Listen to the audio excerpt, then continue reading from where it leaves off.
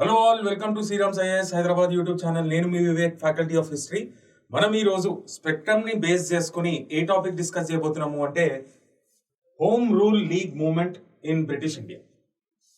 మనము we have elaborately discussed about the moderate phase in Indian national movement, extremist phase in Indian national movement, and the first mass movement that was carried against the British rule was స్వదేశీ movement. దాని గురించి కూడా discuss చేసుకున్నాం. దాని తర్వాత జరిగిన పెద్ద ఎత్తున ఏదైనా మూవ్మెంట్ ఉంది అంటే మన ఇండియన్ నేషనల్ మూవ్మెంట్లో పార్ట్ అండ్ పార్సల్ గానే that is home rule movement.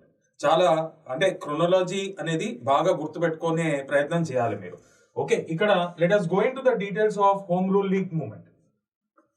అన్ని ఏ విధంగా అయితే ఎలాబరేట్ గా డిస్కస్ చేసుకుంటున్నామో ఆ విధంగానే ఆర్గనైజ్ గా చెప్తాను. మీరు బాగా అర్థం చేసుకుని బాగా రివైజ్ చేసే ప్రయత్నం చేయాలి.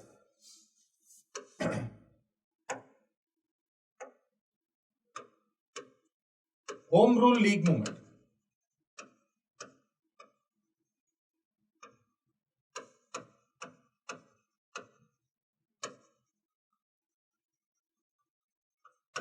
హోమ్ రూల్ అంటే ఏంటి అసలు?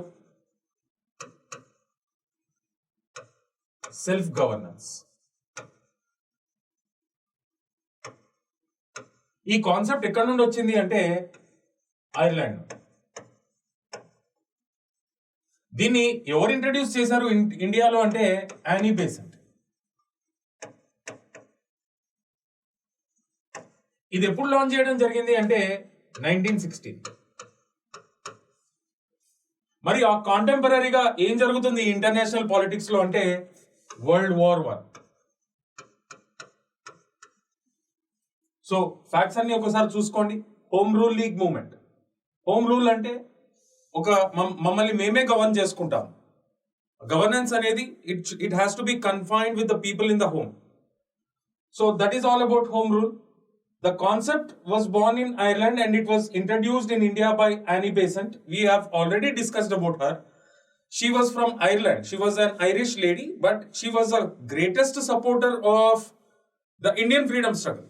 And she served in Indian National Congress also and presided Indian National Congress. And ఆమె Indian National Congress కి సంబంధించిన ఫస్ట్ విమెన్ ప్రెసిడెంట్ గా మనము గుర్తుపెట్టుకోవాలి.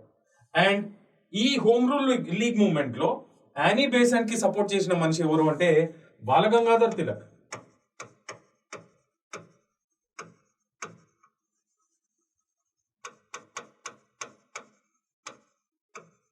స్వదేశీ మూవ్మెంట్ లో చాలా ఇన్స్ట్రుమెంటల్ రోల్ ప్లే చేసిన ఎక్స్ట్రీమిస్ట్ లీడర్ బాలగంగాధర్ తిలక్. దాని తర్వాత సివియర్ రెస్ట్రిక్షన్స్ తీసుకుని రావడం జరిగింది. మెల్లమెల్లగా ఆ మూమెంట్ అనేది ఎండ్ అవ్వడం జరిగింది. చాలా పెద్ద ఎత్తున అరెస్టులు జరిగినాయి. ఈయనను కూడా అరెస్ట్ చేసి బర్మా జైలుకి పంపించడం జరిగింది. ఎప్పుడైతే రిలీజ్ అయ్యాడో జైలు నుండి ఆయన యాటిట్యూడ్ కానీ ఐడియాలజీ కానీ చాలా చేంజ్ అయినాయి అనమాట. ఇంతకుముందు ఒక ఎక్స్ట్రీమిస్ట్ రెవల్యూషనరీ ఐడియాలజీ ఉన్న మనిషి ఇప్పుడు కొంచెం మోడరేట్ గా చేంజ్ అవ్వడం జరిగింది. And he extended his support to Annie Besant in home rule league movement. అయితే ఇక్కడ మనం గుర్తుపెట్టుకోవాల్సింది ఏంటి అంటే already we have discussed about 1907 Surat session గురించి. అక్కడ ఇంపార్టెంట్ డెవలప్మెంట్ ఏంటి మనము అబ్జర్వ్ చేసిందంటే విపరీతమైన డిఫరెన్స్, అంటే ఒక తారాస్థాయికి చేరుకోవడం జరిగింది. అంటే ఒక క్లైమాక్స్ కి ఏది differences between moderates and extremist leaders. A session లో అంటే సూరత్ సెషన్ లో. ఎప్పుడు జరిగింది? 1907. కాంగ్రెస్ అనేది స్ప్లిట్ అవ్వడం జరిగింది. అటువంటి విభేదాలు ఇక మీద రాకూడదు. This is going to send negative message to the British government. వాళ్ళు మనల్ని గ్రాంటెడ్ గా తీసుకుంటారు, కలిసి ఫైట్ చేయాలి బ్రిటిష్ కి అగేన్స్ట్ గా అని చెప్పి in order to make sure that the differences again do not arise in Indian national Congress like how it has happened in 1907 Surat session of Indian National Congress. In order to prevent that, వీళ్ళిద్దరు ఏం decide చేసుకున్నారు అంటే separate గా launch చేయడం జరిగింది ఈ home rule league movement. ఈయన leadership లో it was a home rule league movement. ఈమె లీడర్షిప్ లో కూడా హోమ్ రూల్ లీగ్ మూవ్మెంట్ ని లాంచ్ చేయడం జరిగింది. వై? ఎందుకు అంటే ఇటువంటి ముందు జరిగిన విభేదాలు ఈసారి రాకూడదు, ఐడియాలజికల్ డిఫరెన్సెస్ ఉండకూడదు, క్లాషెస్ ఏవి కూడా ఉండకూడదు. It will send wrong negative messages to the British అనే ఉద్దేశంతో it was separately launched by Tilak and Annie Besant. మరి తిలక్ విషయానికి వస్తే ఈయన ఎక్కడ లీడర్ గా ఉన్నాడు అంటే ఈ హోమ్ రూల్ లీగ్ మూవ్మెంట్ లో particularly in Maharashtra, Central Province and Karnataka reasons.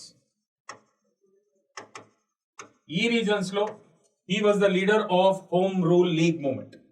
And ఈయన ఇక్కడ హెడ్ క్వార్టర్స్, ఈ హోమ్ రూల్ లీగ్ కి, ఈయనకు సంబంధించిన హోమ్ రూల్ లీగ్ కి హెడ్ క్వార్టర్స్ ఏంటి అంటే బెల్గాం, కర్ణాటకలో ఉంది.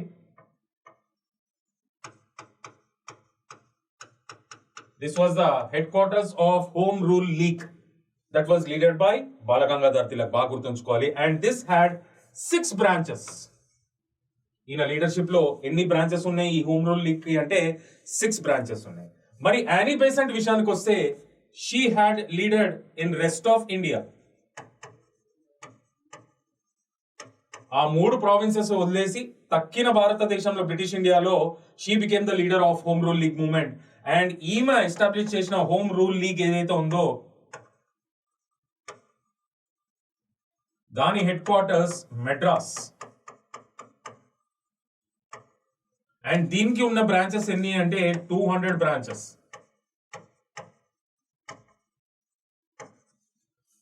ఎటువంటి పరిస్థితుల్లో లాంచ్ చేయడం జరిగింది ఈ హోమ్ రూల్ లీగ్ మూవ్మెంట్ అంటే కాంటెంపరీగా ఏం జరుగుతుంది, వరల్డ్ వార్ 1 ఇది అవుట్ బ్రేక్ అయింది. ఆల్రెడీ అవుట్ బ్రేక్ అయినాక వరల్డ్ అంతా కూడా ఎకనామిక్ ఇంపాక్ట్స్ మనం చూడొచ్చు, నెగిటివ్ ఇంపాక్ట్స్. అండ్ ఇక్కడ ఇండియాలో కూడా ప్రైజెస్ విపరీతంగా పెరగడం జరిగింది. And in the wake of hike in the prices because of the outbreak of World War 1 this movement was launched. Please remember that. ఇది ఏ పరిస్థితుల్లో లాంచ్ చేశారు అంటే in the wake of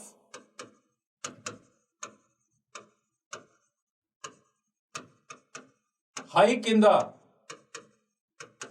prices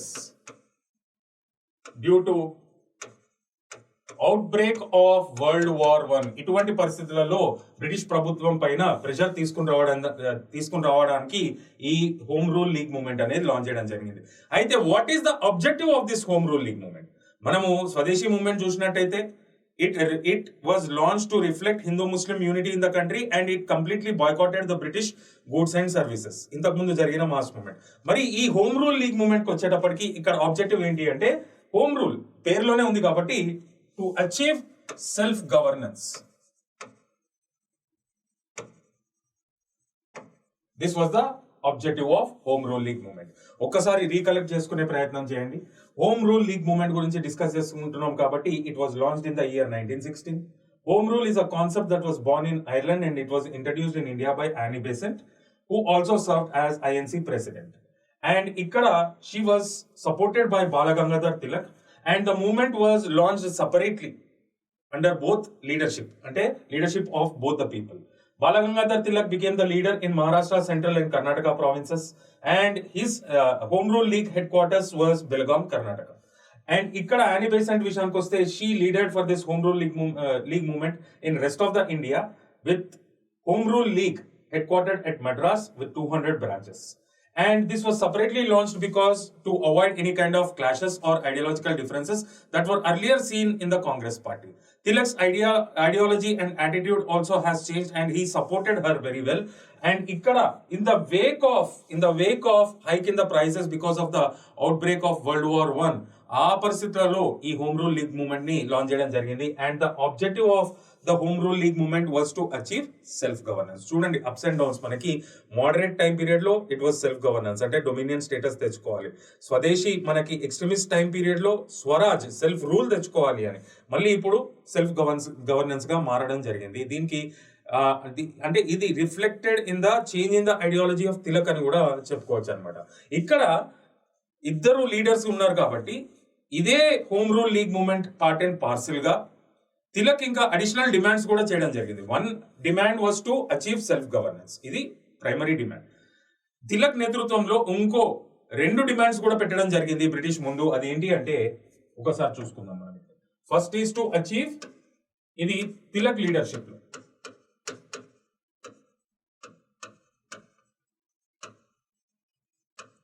first is to achieve self governance, ఇది common demand. 2 additional demands ఏంటి అంటే creation of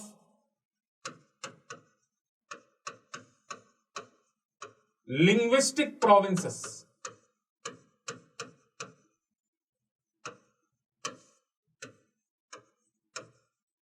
impart education in vernacular languages అంటే మొదట.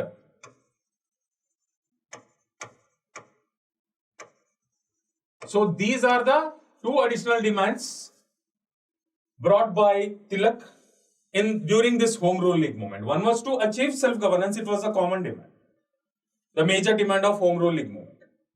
Additionally, he had come up with two more demands. One is to create provinces on linguistic basis.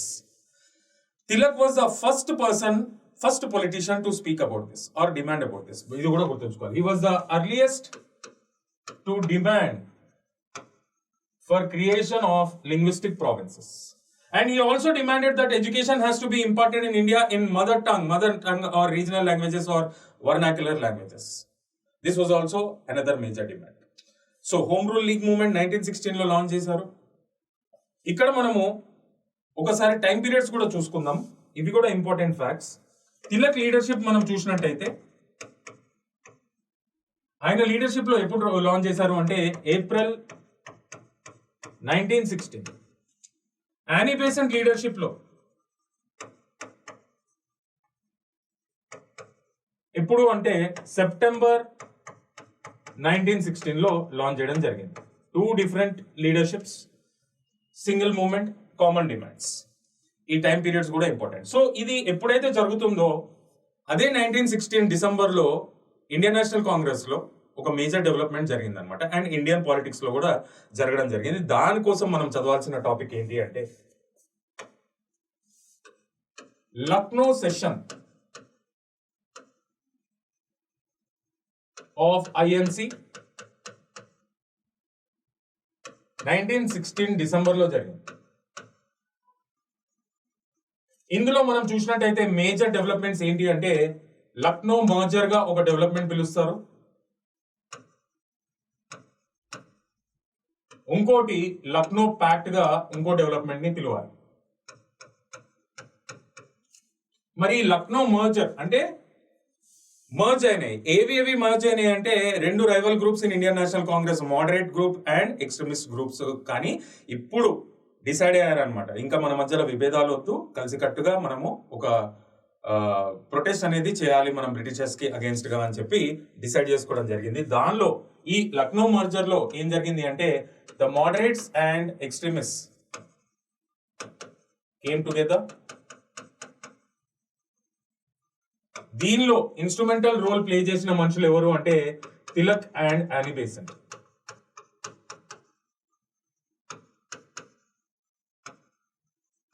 ఎవరైతే moderate leaders ఈయనని బాగా విపరీతంగా hate చేసేవాళ్ళు, ఆ టైంకి చాలా మంది చనిపోవడం జరిగింది. అండ్ తిలక్ ఐడియాలజీ కూడా చేంజ్ అవ్వడం జరిగింది, యాటిట్యూడ్ చేంజ్ అవ్వడం జరిగింది. కాబట్టి యానీ బేసెంట్ కూడా చాలా సపోర్ట్ చేసింది అనమాట. సో ఈ moderates and extremist came together on a single platform once again, and this development we call it as Lucknow merger. So both the rival groups have come together now. మరి Lucknow pact ఏంటి అంటే ఇక్కడ మనం చూసినట్టయితే Lucknow pact మనం చూసినట్టయితే this was a pact between 2 rival parties. One was Indian National Congress and other is Muslim League Party. బాగా గుర్తుంచుకోవాలి, ఇవి రెండు కూడా rival parties. And Indian national Congress and Muslim league party ఇప్పుడు హ్యాండ్స్ ని జాయిన్ చేసుకోవడం జరిగింది. ఇక్కడ మనము ఒక విషయం అర్థం చేసుకోవాలి.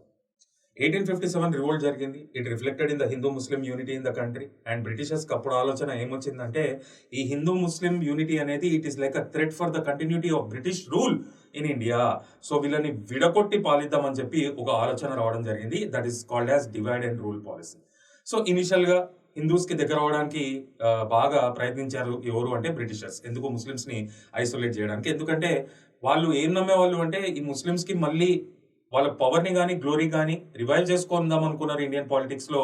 అందుకనే హిందూస్ ని కూడా దీనిలోకి లాగడం జరిగింది అని చెప్పి వాళ్ళ యాటిట్యూడ్ ఉండేది బ్రిటిష్ వాళ్ళకి. అయితే ఇక్కడ సర్ సయ్యద్ అహ్మద్ ఖాన్ ఆయన ప్రయత్నము అంటే చాలా ఎఫర్ట్స్ పెట్టడం జరిగింది.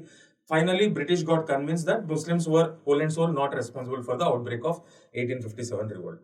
Then they targeted Hindu community. వాళ్ళని ఐసోలేట్ చేద్దామని చూసారనమాట. ఆ ప్రయత్నంలో they became very close to the Muslim community. మరి అటువంటి క్లోజ్ ఉన్న ముస్లిం కమ్యూనిటీ ఎందుకు why it became against the British and joined its hands with the Indian national Congress to protest against the British అనేది నా క్వశ్చన్.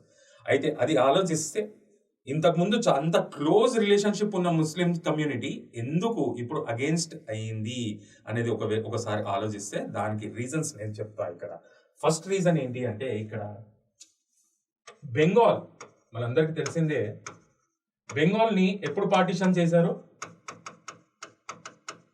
1905లో.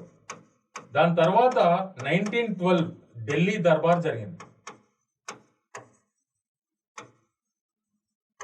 కింగ్ జార్జ్ V ఇండియాకి రావడం జరిగింది. అన్ని ప్రిన్స్లీ స్టేట్స్ ని, అందరు పొలిటీషియన్స్ ని పిలవడం జరిగింది. అన్ని కమ్యూనిటీస్ లో ఉన్న హెడ్స్ ని అందరినీ కూడా పిలవడం జరిగింది. అయితే ఇక్కడ 2 అనౌన్స్మెంట్స్ తీసుకుని రావడం జరిగింది. ఆ 2 అనౌన్స్మెంట్స్ ఏంటి అని మనం చూసినట్టయితే, విడగొట్టిన బెంగాల్ ని మళ్ళీ కలపడం జరిగింది. అండ్ అంతేకాకుండా క్యాపిటల్ ని ఢిల్లీకి షిఫ్ట్ చేయడం జరిగింది. ఇది ఎవరి టైం పీరియడ్ లో జరిగింది అంటే, వైస్రాయ్ లార్డ్ హార్డింగ్స్ టైం పీరియడ్ లో జరిగింది. సో ఇదంతా బాగానే ఉంది. ఇంతకు ముందు బెంగాల్ ని విడగొట్టడం జరిగింది. నేను చెప్పాను, డివైడ్ అండ్ రూల్ పాలసీకి అవుట్కమే పార్టిషన్ ఆఫ్ బెంగాల్. వెస్ట్ బెంగాల్లో ఏమో హిందూస్ మెజారిటీలో ఉన్నారు పాపులేషన్ లో, ఈస్ట్ బెంగాల్లో ఏమో ముస్లిమ్స్ మెజారిటీలో ఉన్నారు. వీళ్ళని విడగొట్టి పాలిద్దామని చెప్పి వాళ్ళకు ఒక థాట్ వచ్చింది. సరే, అడ్మినిస్ట్రేటివ్ బర్డెన్ రెడ్యూస్ చేసుకోవడానికి మేము ఇవన్నీ చేస్తున్నాము, అది ఇది అని చెప్పి ఏదో నాన్ సెన్స్ రీజన్స్ ఆ టైంలో చెప్పారు, కానీ అది అవాస్తవం. దాని తర్వాత ముస్లిమ్స్ కి ఒక సపరేట్ ప్రావిన్స్ అనేది వచ్చిందనమాట. అంటే they were enjoying this province. ఒక ఐడెంటిటీ ఉంది వాళ్ళకి. ఈస్ట్ బెంగాల్లో మెజారిటీ ఆఫ్ ద పాపులేషన్ ఎవరు ఉంటారు అంటే ముస్లిమ్స్. అంటే వాళ్ళకి మన అనే ఫీలింగ్ వచ్చిందనమాట. దేంతోని? ఈ పార్టిషన్ ఆఫ్ బెంగాల్ తోని. ఎప్పుడైతే వాళ్ళకి ఈస్ట్ బెంగాల్లో మెజారిటీ ఆఫ్ ద ముస్లిమ్స్ ఉండడం జరిగిందో, అంటే ఇప్పుడున్న బంగ్లాదేశ్ లో, వాళ్ళకి ఆ ఫీలింగ్ రావడం జరిగింది. సరే, ఇది మన ప్రాంతము, ఇది మన రీజన్, మన టెరిటరీ అని చెప్పి వాళ్ళు చాలా సంవత్సరాలు ఉన్నారు అట్లా. అండ్ అది మళ్ళీ ఎప్పుడైతే రీయునైట్ చేశారో, అది కోల్పోయిన ఫీలింగ్ వచ్చింది అనమాట. ఎవరికి? ముస్లిం కమ్యూనిటీకి. They were not happy with the reunion of 2 parts of Bengal. ఇంతకు ముందు పార్టిషన్ చేశారు ఈస్ట్ అండ్ వెస్ట్, ఇప్పుడు కలిపేయడం జరిగింది. So they were not happy with this reunion. They felt like they lost their separate province. బాగా గుర్తుంచుకోవాలి. This was one reason. ఏది? Reunion of Bengal. And ఇక్కడ ఈ రీయూనియన్ ఆఫ్ బెంగాల్ ఎప్పుడు జరిగింది? దేని అవుట్కమ్ అంటే ఢిల్లీ దర్బార్ అవుట్కమ్. ఇంకో మేజర్ డెవలప్మెంట్ ఏంటి ఈ ఢిల్లీ దర్బార్ లో అంటే, capital was shifted to Delhi. ఇక్కడ మనము ఇంకో రీజన్ ఆలోచిస్తే అదేంటి అంటే, Turkey issue. Sultan of Turkey ఎవరైతే ఉన్నారో,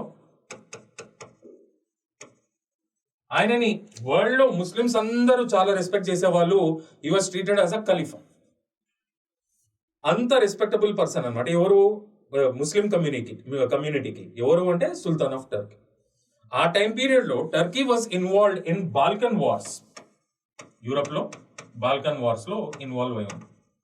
అండ్ అంతేకాకుండా ఇటలీతో కూడా వార్ లో ఇన్వాల్వ్ అయి ఉంది. ఈ రెండు విషయాల్లో Balkan wars and Italy war, Turkey was involved and British did not support to Turkey.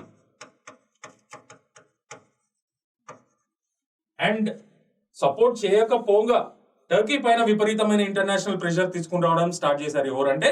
Britishers. అది ముస్లిమ్స్ కి నచ్చలేదు, వరల్డ్ వైడ్ నచ్చలేదు, ఇండియాలో ఉన్న ముస్లిమ్స్ కి అస్సలు నచ్చలేదు. So this became a second reason. ఎందుకు? ద సుల్తాన్ ఆఫ్ టర్కీని చాలా రెస్పెక్ట్ చేసుకునే వాళ్ళు. అండ్ వెన్ సచ్ కంట్రీ ఏదైతే ఉందో Turkey, when it was involved in Balkan wars and war with Italy, the British did not support to this Turkey, and despite of supporting it, it brought so much international pressure on Turkey.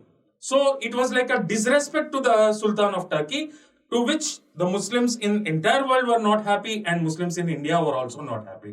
So this is the second reason. The first reason being Bengal getting reunited. The second reason, the attitude of the British towards Turkey. And third reason ఏంటి అంటే, severe restrictions తీసుకుని రావడం జరిగింది ఇండియాలో. ఎవరు? British. దేనిపైన? Particularly press పైన. దానికి వర్స్ట్ విక్టిమ్స్ ఎవరు అంటే, ఏ జర్నల్స్ అంటే ముస్లిం లీడర్స్ కి సంబంధించిన జర్నల్స్ కూడా ఉన్నాయి. అంటే దానిపైన విపరీతమైన రెస్ట్రిక్షన్స్ ఇంపోజ్ చేయడం జరిగింది అన్నమాట. అది కూడా వాళ్ళకి నచ్చలేదు. Particularly the journals run by Ali brothers, Mohammad Ali గానీ, షౌకత్ అలీ గానీ, అంతేకాకుండా మౌలానా అబుల్ కలాం ఆజాద్ కి సంబంధించిన జర్నల్ పైన విపరీతమైన రెస్ట్రిక్షన్స్ అనేవి ఇంపోజ్ చేయడం జరిగింది. They were not happy. So 3 reasons ఏంటి? మనకి reunion of Bengal, the attitude of the British towards the Sultan of Turkey. Third, the severe restrictions on the journals run by Muslims in India. And ఇక్కడ మనం తెలుసుకోవాల్సింది ఏంటంటే ఈ 3 reasons కారణంగానే they changed their attitude and they have decided to carry a united fight by joining their hands with the Congress against the British. అది దేని outcome అంటే Lucknow pact. అది ఆ లక్నో ప్యాక్ట్ ఎక్కడ జరిగిందంటే 1916 మనకి లక్నోలో జరగడం జరిగింది. అయితే ఇక్కడ ఇన్స్ట్రుమెంటల్ రోల్ ఎవరు ప్లే చేశారు ఈ లక్నో ప్యాక్ట్ లో అంటే ఇక్కడ మనము 2 వ్యక్తుల గురించి డిస్కస్ చేయాలి. దీనిలో ఈ లక్నో ప్యాక్ట్ లో 2 people played an instrumental role. One was Tilak, who represented Indian National Congress, and other was Muhammad Ali Jinnah. వీళ్ళిద్దరూ ఇన్స్ట్రుమెంటల్ రోల్ ప్లే చేయడం జరిగింది. లక్నో మర్జర్ లో ఏమో Tilak and Annie Besant have played an instrumental role. Lucknow pact లో ఏమో Tilak and Mohammad Ali Jinnah played an instrumental role అన్నమాట. కానీ ఇక్కడ మనం ఇంకో అడిషనల్ ఫ్యాక్ట్ కూడా తెలుసుకోవాల్సింది ఏంటి అంటే, సో ఈ డెవలప్మెంట్స్ అన్ని కూడా మనకి home rule league time period లోనే జరుగుతూ ఉన్నాయి. ఇక్కడ అడిషనల్ ఫ్యాక్ట్స్ మనం ఏం తెలుసుకోవాలి అంటే, అసలు ఏ కండిషన్స్ పైన Muslim league party Indian national congress కి సపోర్ట్ చేసింది, ఏ కండిషన్స్ పైన ఈ ప్యాక్ట్ అనేది ఒప్పుకోవడం జరిగింది, ఈ 2 groups అనేది కూడా మనం డిస్కస్ చేయాలి. ఆ కండిషన్స్ మనం చూసినట్టయితే లక్నో ప్యాక్ట్ ఎప్పుడు ఎఫెక్టివ్ అవుతుందంటే only if it fulfils the following conditions. అవి ఏంటి అంటే, ఫస్ట్ ఏంటి అంటే కమ్యూనల్ వీటో, సెకండ్ ఏంటి అంటే సపరేట్ ఎలక్టరేట్స్,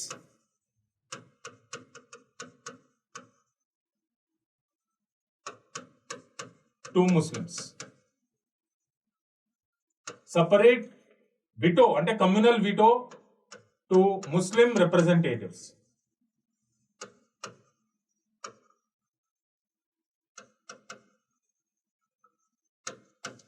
ఇది మనం చూసినట్టయితే ఈ 2 కూడా అన్డెమోక్రటిక్. కాంగ్రెస్ అసలు ఒప్పుకోవాల్సింది కాదు, కానీ అప్పుడున్న పొలిటికల్ కండిషన్స్ పరంగా అది ఒప్పుకోవాల్సి వచ్చింది అనమాట. అంటే పెద్ద ఎత్తున మూవ్మెంట్ ని స్ట్రెంగ్థెన్ చేయడానికి ముస్లిం సపోర్ట్ కూడా కావాలి బ్రిటిష్ కి ఎదురు తిరగడానికి అని చెప్పి ఆ ఉద్దేశంతో జాయిన్ అయ్యారే తప్ప అసలు ఈ కంప్లీట్ గా అన్డెమోక్రటిక్ కాన్సెప్ట్స్ ఏవి అంటే ఈ లక్నో ప్యాక్ట్ ఏ గ్రౌండ్స్ ఏ కండిషన్స్ పైన అయితే కంక్లూడ్ చేయడం జరిగిందో ఆ 2 కండిషన్స్ కూడా కంప్లీట్లీ అన్డెమోక్రటిక్. ఎందుకంటే మీరు ఫస్ట్ చూడండి కమ్యూనల్ వీటో. ఇప్పుడు లెజిస్లేచర్స్ ఉంటాయి, అన్ని కమ్యూనిటీస్ నుండి రిప్రజెంటేటివ్స్ ఉంటారు, అవునా కాదా? ముస్లిం కమ్యూనిటీకి సంబంధించిన రిప్రజెంటేటివ్స్ కూడా ఉంటారు, అంతా బాగానే ఉంది. ఇప్పుడు ఏదన్నా బిల్ ని పాస్ చేయాలి అంటే ఒక డిస్కషన్ జరుగుతుంది, ఓటింగ్ జరుగుతుంది, ఒక మెజారిటీతోని అది పాస్ చేయడం జరుగుతుంది. అది చాలా కామన్ సెన్స్, మనందరికీ తెలిసిందే. కానీ ఈ కమ్యూనల్ వీటో వచ్చే వరకు ఏంటి అంటే, ఇప్పుడు ఏదైనా బిల్ ప్రవేశపెట్టినప్పుడు లెజిస్లేచర్స్ లో if that bill effects the Muslim community positive గాను నెగిటివ్ గాను, ఆ టైం పీరియడ్ లో ఆ ముస్లిం రిప్రజెంటేటివ్స్ కి మాత్రమే, హౌస్ లో ఉన్న ముస్లిం రిప్రజెంటేటివ్స్ కి మాత్రమే ఈ విటో పవర్ అనేది ఇవ్వడం జరిగింది. కంప్లీట్ గా కమ్యూనల్ లైన్స్ పైన అన్నమాట. అది ముస్లిమ్స్ ఎస్ చెప్తేనే ఆ బిల్ పాస్ అయ్యేది, లేకపోతే పాస్ అయ్యేది కాదు. ఇప్పుడు డెమోక్రసీ అంటే ఏంటి? మెజారిటీని ముందుకు తీసుకుపోతూ మైనారిటీని కాపాడుకోవాలన్నమాట. కానీ ఇది కంప్లీట్ గా అన్డెమోక్రటిక్. ఇది ఒక విషయం కాంగ్రెస్ ఒప్పుకోవాల్సింది కాదు, కానీ ఒప్పుకుంది. అండ్ సెకండ్ విషయం ఏంటి అంటే separate electorates to the Muslims. ఎప్పుడైతే ముస్లిం లీగ్ పార్టీ పెట్టడం జరిగిందో అప్పుడు ఉన్న పరిస్థితుల ప్రభావం వల్ల బ్రిటిష్ వీళ్ళకి సపరేట్ ఎలక్టరేట్స్ అనౌన్స్ చేయడం జరిగింది. ఈ సపరేట్ ఎలక్టరేట్స్ కూడా కంప్లీట్లీ అన్డెమోక్రటిక్. ఎందుకు అంటే ఇప్పుడు ఒక కాన్స్టిట్యున్సీ ఉంటుంది, ఇప్పుడు కానీ అప్పుడు కానీ. కాన్స్టిట్యున్సీలో అన్ని కమ్యూనిటీస్ నుండి పబ్లిక్ ఉంటారు, ఓటర్స్ ఉంటారు, అది అందరికీ తెలిసింది. ఆ కాన్స్టిట్యున్సీలో ఒక రిప్రజెంటేటివ్ కూడా ఉండడం జరుగుతుంది. అయితే ఆ కాన్స్టిట్యున్సీలో ఏదైతే పాపులేషన్ ఉన్నారో పర్టికులర్ గా ముస్లిమ్స్ ఉన్నట్టయితే ఆ ముస్లిమ్స్ కి సపరేట్ గా మళ్ళీ ఇంకో రిప్రజెంటేటివ్ కూడా ఉంటారు. ఇప్పుడు మీరు ఊహించుకోండి ఎంత అన్ఇమాజినరీ అంటే ఒక డెమోక్రసీకి ఇది. ఒక కాన్స్టిట్యున్సీ నుండి 2 ఎమ్మెల్యేలు కానీ 2 రిప్రజెంటేటివ్స్ కానీ 2 ఎంపీస్ కానీ ఉంటారా? అంటే ఎంత కన్ఫ్యూజన్ క్రియేట్ చేస్తుంది. Completely undemocratic. అంటే ఇండియాకి సూట్ అవ్వని పరిస్థితి అది. ఈ 2 కండిషన్స్ ఉంటేనే లక్నో ప్యాక్ట్ చేసుకుంటామని చెప్పడం జరిగింది. కాంగ్రెస్ దీనికి ఒప్పుకోవడం జరిగింది. Finally Lucknow pact became effective. So home rule league on the other side home rule movement అనేది నడుస్తూ ఉంది. ఈ నడిచే క్రమంలో ఇంకో డెవలప్మెంట్ ఏం జరిగింది అంటే 1917లో 1917లో మనకి అప్పుడున్న secretary of state on India's affairs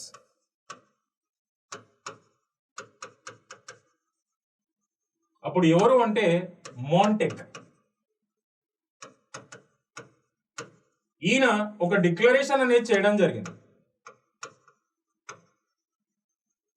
దాన్నే పాపులర్ గా ఆగస్ట్ డిక్లరేషన్ అంటారు.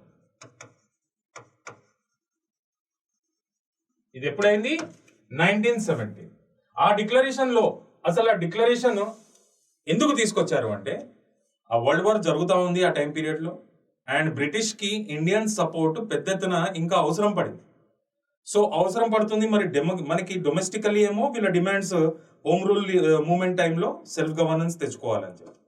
సో అన్ని చూస్తున్నారు అనమాట. రెండు బ్యాలెన్సింగ్ గా చెప్పి చేసి ఇండియన్స్ కి ఏదో ఒక ప్రామిసెస్ చేసేసి ఇండియన్స్ ని వరల్డ్ వార్ 1 లో సపోర్ట్ చేసే విధంగా తీసుకుని రావాలన్నమాట. సో అది వీళ్ళ ఆలోచన. అందుకనే ఆగస్ట్ డిక్లరేషన్ తోని ముందుకు రావడం జరిగింది. ఈ ఆగస్ట్ డిక్లరేషన్ పరంగా వాళ్ళు ఏం ప్రామిస్ చేశారు అంటే, Indians should support British in World War 1, larger sense, ఇంకా పెద్ద ఎత్తున. And after World War 1 ends, ఎప్పుడైతే యుద్ధం ముగిస్తుందో, the British shall give self governance ఇస్తామని చెప్పారు నిజంగానే. And establish a responsible form of government అని ప్రామిస్ చేయడం జరిగింది.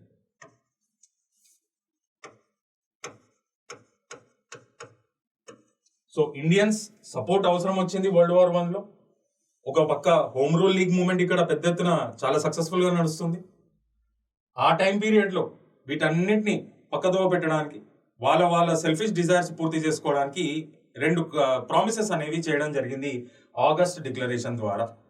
After the war ends they have promised us to get self governance, and after the war ends they have promised us to give a responsible form of government. Now you tell me, what is responsible form of government? Responsible form of government ante such kind of a government where the executive is responsible to the legislature. ఇప్పుడు మనకి legislature ఉంటుంది, ministers అందరూ కూడా they fall under executive wing. మామూలుగా మిగతా ఎమ్మెల్యేలు అంతా కూడా లెజిస్లేచర్ లో ఉంటారు. సరే, మరి ఈ మినిస్టర్స్ అంటే ఈ executive wing should be responsible to the house, legislatures అన్నమాట. అక్కడ ఎందుకు రెస్పాన్సిబిలిటీ అంటే, టు చెక్ ద అకౌంటబిలిటీ, ఒక ట్రాన్స్పరెన్సీ ఉంటుంది. ఇప్పుడు ఏదైనా నో కాన్ఫిడెన్స్ మోషన్ ఇష్యూ అయితే all the ministers sail together or sink together. ఒక్కల పైన ఇష్యూ అయినా, ఎంటైర్ కౌన్సిల్ ఆఫ్ మినిస్టర్స్ పైన అయినా అందరూ రిజైన్ చేయాల్సిందే ఒకవేళ పాస్ అయితే నో కాన్ఫిడెన్స్ మోషన్. దీన్ని రెస్పాన్సిబుల్ ఫార్మ్ ఆఫ్ గవర్నమెంట్ అనాలి. కానీ వరల్డ్ వార్ అయిపోవడము, దీన్ని ఫుల్ఫిల్ చేయకపోవడము, అండ్ దీని విషయానికి వస్తే ఒక partially responsible form of government ని తీసుకుని రావడం జరిగింది. సెల్ఫ్ గవర్నెన్స్ అయితే మీరు మర్చిపోండి, ఇంకా అది ఆ ప్రామిసే ఫుల్ఫిల్ కాలేదు. రెస్పాన్సిబుల్ ఫార్మ్ ఆఫ్ గవర్నమెంట్ తీసుకొస్తామని చెప్పి ఒక partially responsible form of government ని తీసుకుని రావడం జరిగింది. దేని రూపంలో అంటే మాంటెక్ కెమ్స్ఫర్డ్ రిఫార్మ్స్.